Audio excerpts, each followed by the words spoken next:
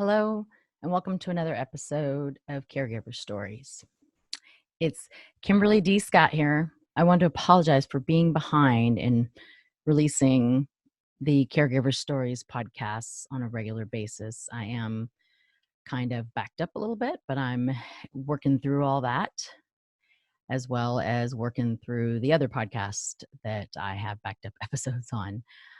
It's been a busy couple of months. Also, I wanted to let you know that due to the stress of juggling my life as well as my mom's and now partially my father's, I got shingles.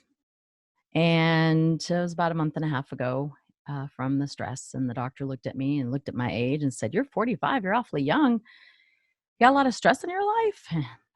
Basically, just kind of shook my head and smiled. So I tell you this because I want you all to understand the enormous amount of stress that comes with being a caregiver. And if you're not having tough conversations with your family members about the what if you cannot take care of yourself when something occurs, whether it's you get dementia or you get one of the many diseases that dementia is a symptom of, or whether you have a stroke or heart attack and are no longer able to take care of yourself and one of your loved ones has to do it, they will be, what's the word? They will be overwhelmed with stress at some point.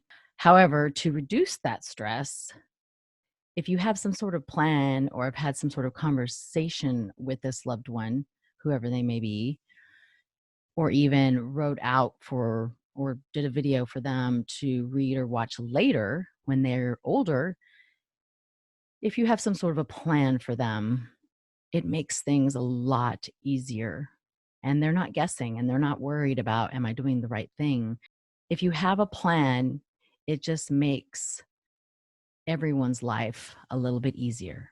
And I know it can't be perfect because nothing is, but you can at least have the conversation. Conversation.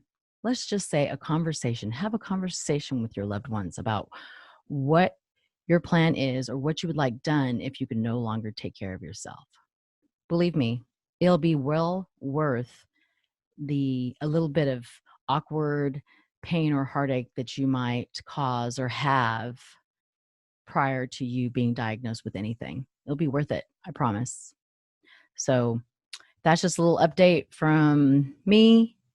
And now get back to catching up to the Caregiver Stories podcast.